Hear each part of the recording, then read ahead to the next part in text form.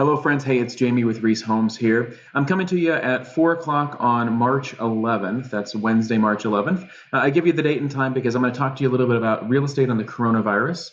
As most of us are, we're focused on health and family at this time, and I totally understand that. Though I do know many of our clients have plans related to real estate that are short term here this spring or maybe even over the summer. So I wanted to talk to you a little bit about our perspective on the market and how we best can help you with information and guidance over these next days, weeks, and months. As you can see here, rather than coming to you from my office, I'm coming to you from my home with the kitchen in the background because our daughter is out of school right now. And I know that many of you are facing that, trying to figure out work schedules and childcare schedules and things of that nature. So our thoughts and empathy is definitely with you.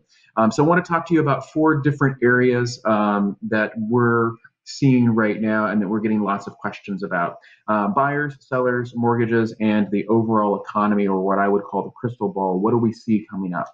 So first and foremost, know that we are still listing properties.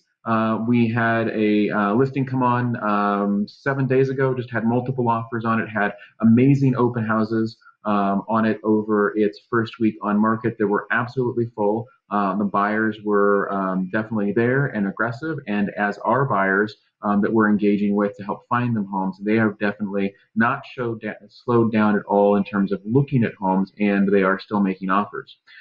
So multiple offers right now for well-priced, well-presented homes are the norm. And the principal reason for this is we have just really low inventory, lots of buyers out there, and interest rates are creating that urgency because interest rates have made homes arguably at least 10 to 15%, depending on when the buyer started their process, more affordable because a 1% drop in rates creates a 10% greater affordability for homes. The one thing that we are seeing, and some of you might chuckle at this, others might find it serious, is more hand sanitizer in properties. People are just, we're seeing people use hand sanitizer going in and out, and we make that available to people at our open houses. The other thing that I thought was just absolutely brilliant, I was talking to Jerry about the open houses here recently, and Jerry is one of the buyer brokers on our teams, and he pointed out that so many people can avoid open houses and avoid the crowds of open houses just by engaging with a great buyer broker who can schedule private showings for them, so they don't have to be around crowds and they can actually have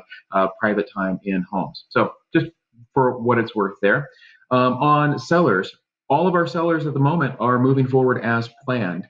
Some of them have some schedule changes because they're needing to work from home or their travel plans have changed. And some of them actually have a little bit more free time right now to focus on getting prepared for listing. So those are, we're not seeing any significant changes at the moment with that, though we are getting concerns and questions.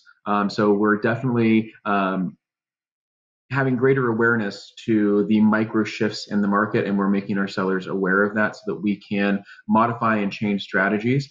I do know that we've got some sellers coming up here that might be in the higher risk segment for the virus, and we'll probably be discussing with them if the issues are still remaining in 3 to 4 to 6 weeks, we may discuss with them changes to strategies as to whether do they stay in their home during the time on market, or do we go ahead and change strategy where perhaps they move into their next home or have another strategy related around not being exposed to the public who might be seeing their home. So those are things that we're keeping in mind, and we're definitely talking with our clients. Now, mortgages.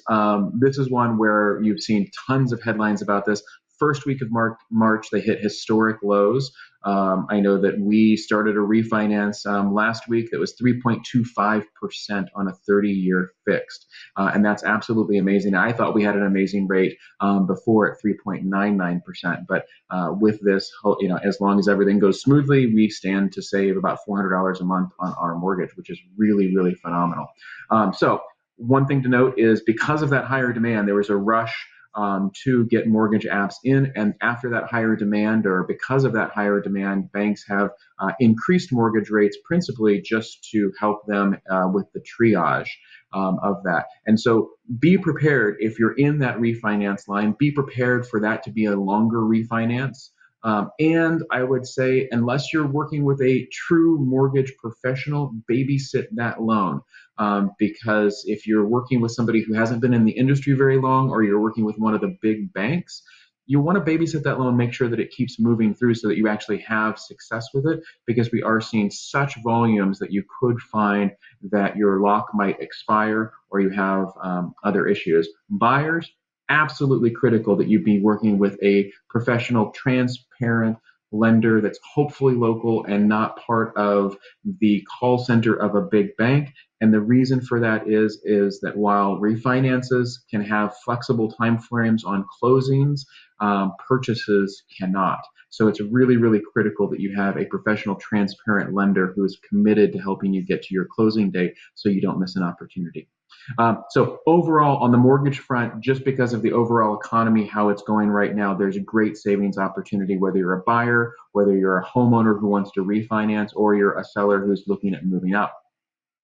Now, this is the economy. This is probably the most dangerous part of this kind of discussion. This is the crystal ball thinking. And I will say, absolutely, right now, it's very fuzzy.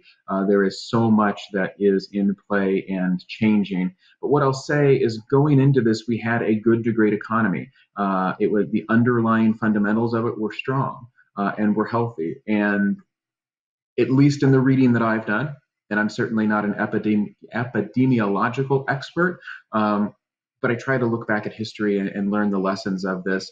Um, I would expect that we're going to be in the throes of this for the next 1 to 3 months, and then we're going to have some recovery that comes out of this. Nonetheless, I would imagine that over the next 6 to 12 to 18 months, we're going to be back to a good place, so long as there aren't other issues that come up that complicate such a recovery. Now, short term, there's absolutely going to be challenges. There's absolutely going to be some heartbreaks. And because we're business people and because we help people take advantage of opportunities that are out there, there are going to be some opportunities as well. So let's not discount that. In terms of the challenges, I think the biggest challenge that we see out there are the vulnerable businesses and jobs. I had a friend text me a tweet from a local restaurant that had decided to close. It sounded like they were a little bit on the vulnerable side going into this.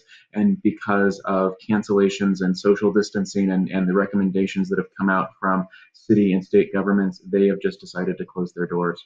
And that is absolutely unfortunate. And I think that we're going to see more of that, unfortunately. And this is just going to be, essentially just the final straw for a number of businesses and potentially jobs. And that is extraordinarily unfortunate. Along that line, there are going to be heartbreaks, the loss of income for especially hourly workers and others are going to create financial troubles, whether that means closing businesses, whether that means being late on debt. It's definitely going to create financial troubles. And what I will tell you is that we've been in this business for more than 20 years. We've always been committed to our clients in the good times and the bad. Many clients we were right there with you during the major downturns, and we're here with you again. If you are experiencing financial trouble that's related to your home, please reach out to us and give us a call.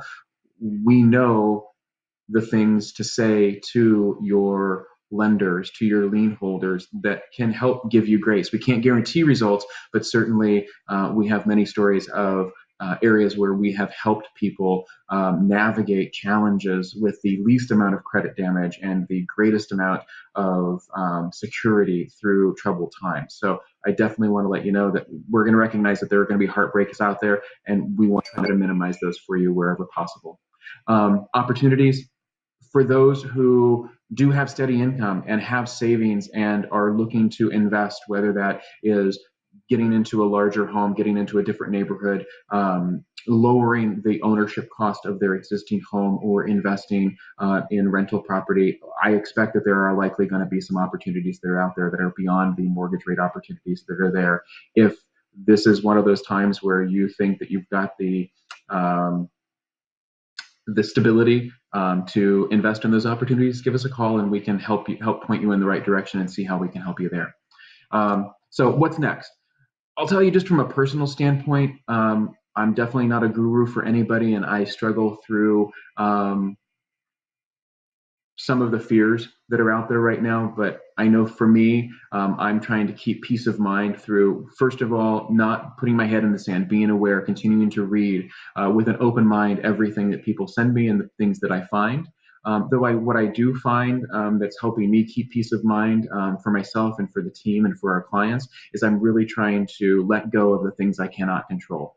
Right? If I can't control it, I try to be aware of it and then compartmentalize it and move on and focus on what's actionable, focus on washing my hands, focus on good sanitation, focus on the areas where I can lift people up and help them get what they want out of this world, whether that's just peace of mind or getting the home that they want or getting the home that they need to get sold. So those are the things that are helping me. Hopefully they help you, or if you've got things that I haven't talked about that are helping you have peace of mind, I'd love to hear them.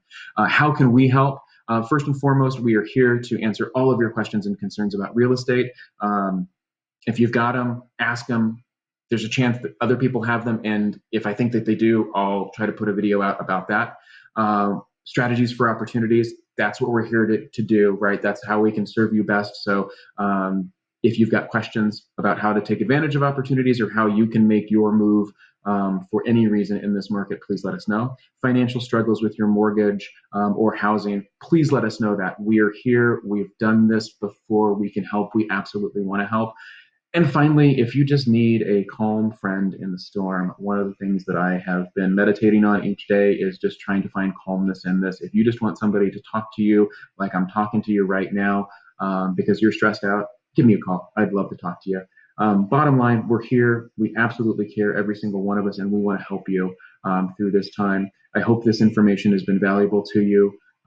I wish you the best. I wish you and your family health and peace, and we look forward to seeing each and every one of you. Thanks again for watching, and we'll talk to you soon.